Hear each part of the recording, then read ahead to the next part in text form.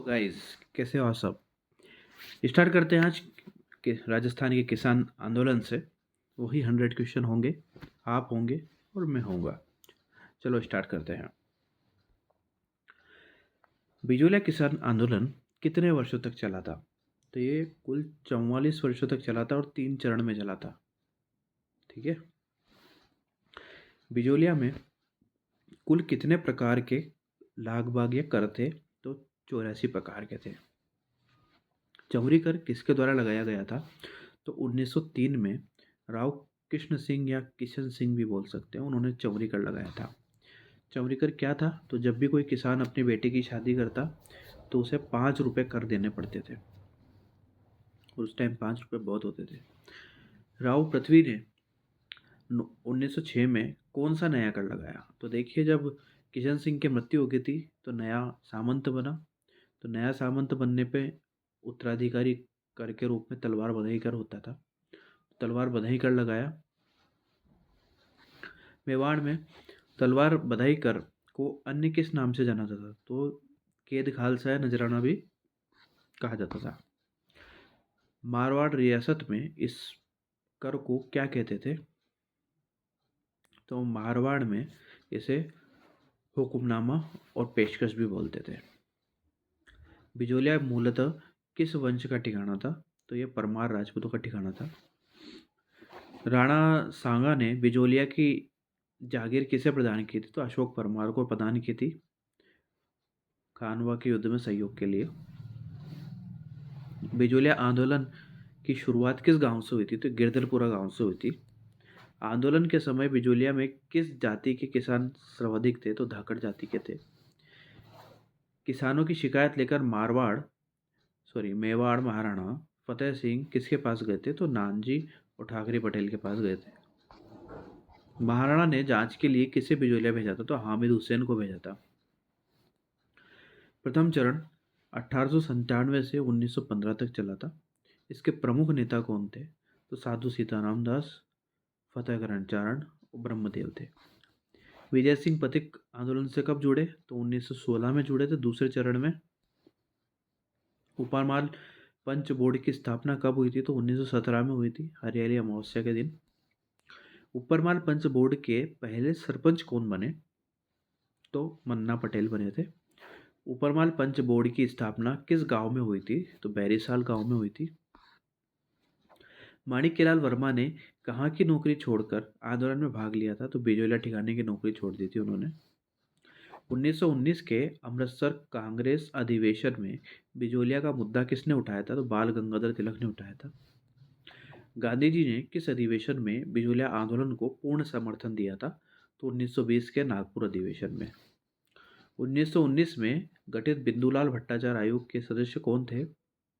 तो बिंदुलाल भट्टाचार्य, अमर सिंह और फजल अली या अफजल अली भी बोलते हैं। 1922 में राजस्थान के एजीजी कौन थे जिन्होंने किसानों से समझौता किया? रॉबर्ट हॉलैंड थे। 1922 के समझौते में मेवाड़ का पॉलिटिकल एजेंट कौन था? तो विल्किंसन था। हॉलैंड समझौते के तहत कितने कर माफ कर दिए गए थे? तो 35 प्रकार के, मतलब 84 प्रकार के कर में से 35 प्रकार के कर माफ कर दिए गए थे। ट्रेंच ने किस प्रकार की भूमि पर कर बढ़ा दिया था? तो असिंचित यानी कि बारानी भूमि पर कर बढ़ा दिया था। किसानों ने अपनी जमीनें सामंत को कब वापस की थी? तो 1927 को की थी, पति जी की सलाह पर, जो निर्णय बाद में गलत साबित हुआ क्योंकि सामंतों ने दूसरे किसानों को दे दी थी। विजय सिंह पथिक ने आंदोलन का नेतृत्व कब छोड़ा? तो 1927 में छोड़ दिया था। गांधी जी ने पथिक के बाद किसे जिम्मेदारी सौंपी? तो जमनालाल बजाज और हरिभाऊ उपाध्याय को। आंदोलन की समाप्ति के समय मेवाड़ के प्रधानमंत्री कौन थे? तो सर टी राघवाचारी।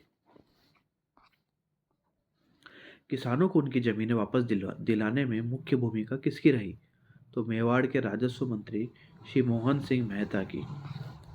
मुंशी प्रेमचंद के किस उपन्यास में बिजोलिया का प्रभाव दिखता है? तो रंगभूमि में दिखता है भैया प्रभाव। बाल गंगाधर तिलक ने किस अखबार के माध्यम से आंदोलन को समर्थित किया? तो मराठा अखबार से। कानपुर से प्रकाशित कौन सा अखबार इस आंदोलन का राष्ट्रीय चेहरा बना? तो प्रताप अखबार।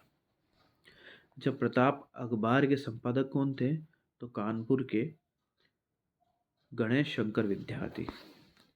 विजय सिंह पथिक ने गणेश शंकर विद्यार्थी को उपहार स्वरूप क्या भेजा था? तो उन्होंने चांदी की राखी भेजी थी।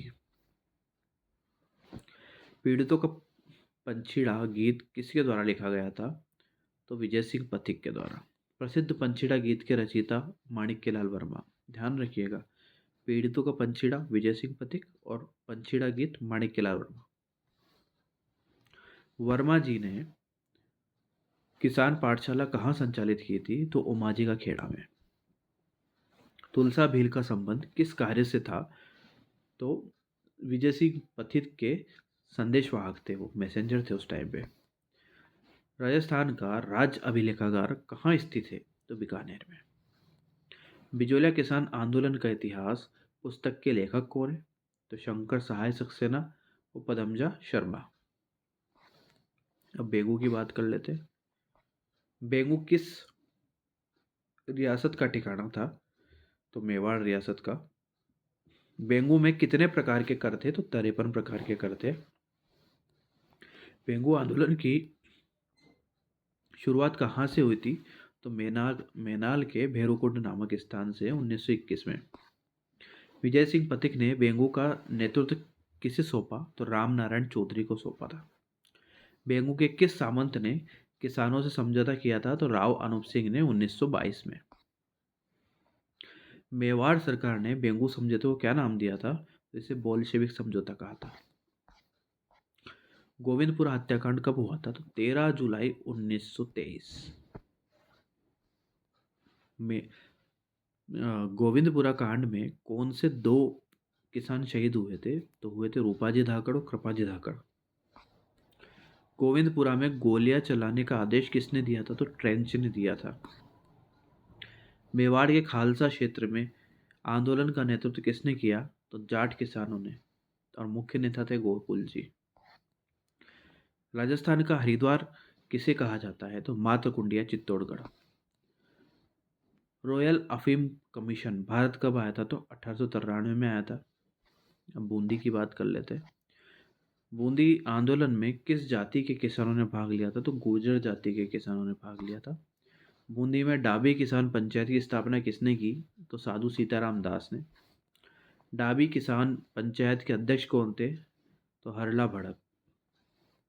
डाबी हत्याकांड की घटना कब हुई? तो 2 अप्रैल 1923 को।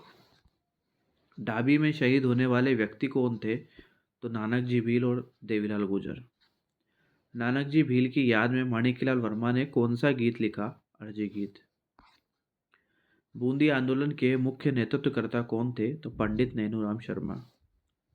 अब बात करेंगे अलवर की। नीमूचड़ा हत्याकांड कब हुआ? तो 14 मई 1925 को। नीमूचड़ा हत्याकांड के समय अलवर के शासक कौन थे? तो महाराजा जयसिंह। नीमूचड़ा में कितने किसान शहीद हुए थे? तो लगभग 156 किसान। गांधी जी ने नीमूचड़ा कांड को क्या उपमा दी थी? तो उन्होंने कहा था डबल डायरिज्म, यानी कि दोहरी डायरशाही। किस अखबार ने नीमूचड़ा की तुलना जलियांवाला बाग से की थी?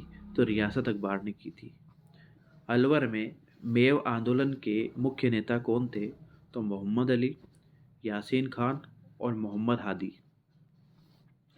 महाराजा जयसिंह को देश निकाला देकर कहाँ भेजा गया था? तो फ्रांस में पेरिस।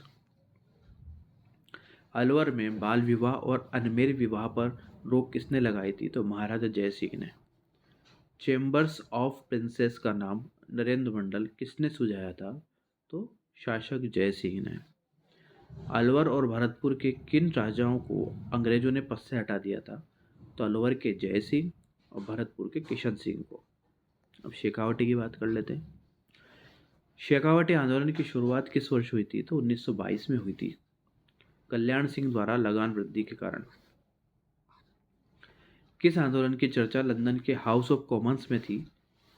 तो ये सिक्कर आंदोलन या शेखावटी किसान आंदोलन भी बोल सकते हैं। ब्रिटिश संसद में सिक्कर के किसानों का पक्ष किसने रखा? तो पैथिक पैथिक नहीं था, पैट्रिक लॉरेंस था। लंदन के किस अखबार ने शेखावटी आंदोलन पर लेख छापे? तो डेली हेराल्ड। अखिल भारतीय जाट महासभा का अधिवेशन 1925 में कहाँ हुआ था? तो पुष्कर अजमेर में। जाट क्षेत्रीय महासभा का गठन कब हुआ? तो 1931 में ठाकुर देशराज द्वारा। जाट प्रजापति महायज्ञ का आयोजन कब किया गया? तो ये जनवरी 1934 में। कटरादल किसान आंदोलन या कटरादल महिला सम्मेलन 25 अप्रैल 1934 को हुआ। क्यों आयोजित हुआ? तो सिहोर के सामंत मानसिंह द्वारा महिलाओं के साथ दुर्व्यवहार किया गया था, तो उसके विरोध में। कटरादल सम्मेलन की अध्यक्षता किसने की थी? तो किशोरी देवी ने। कटरादल सम्मेलन में मुख्य वक्ता कौन थी? तो श्रीमती उत्तमा देवी थी। कूनर हत्याकांड कब हुआ था? तो 25 अप्रैल 1935। कूनर गांव में गोलीबारी करने वाला अंग्रेज अधिकारी कौन था? Captain wave. जयसिंहपुरा हत्याकांड झुंझुनू में मुख्य विशेषता क्या थी? तो यह राजस्थान का पहला मामला था जब किसान हत्यारों को सजा मिली। चिड़ावा का गांधी किसे कहा जाता? तो मास्टर प्यारेलाल गुप्ता को। अमर सेवा समिति की स्थापना किसने की? तो मास्टर प्यारेलाल गुप्ता। शेखावटी में विद्यार्थी भवन झुंझुनू की स्थापना किसने की? तो सरदार हरलाल सिंह ने। राजस्थान विधानसभा के प्रथम अध्यक्ष नरोत्तम लाल जोशी ने कौन सा आंदोलन चलाया? जकात आंदोलन शेखावटी। जकात कर किस पर लगाया जाता था? तो ये खाद्यान्न के व्यापार पर, मतलब खरीद करो या बिक्री करो, उस पर जकात कर लगाया जाता था। और भरतपुर के किसान आंदोलन जो कि 1931 में हुआ था, के नेता कौन थे? तो भोजी लंबरदार। तो ये थे आपके 100 क्वेश्चन किसान आंदोलन पे। क्वेश्चन और भी बन सकते थे, पर समय की सीमा को देखते हुए क्वेश्चन कम ही रखे गए हैं, ठीक है, ताकि कम समय में आपको पूरा जो एक रिव्यू मिल जाए इन क्वेश्चन के माध्यम से पूरे टॉपिक का, ठीक है। तो चैनल को सब्सक्राइब करना ना भूले। आप देखते तो हैं मगर ना लाइक करते ना सब्सक्राइब करते हैं, तो प्लीज़ सब्सक्राइब कीजिए। मिलते हैं नेक्स्ट वीडियो में नेक्स्ट टॉपिक के साथ। Thank you.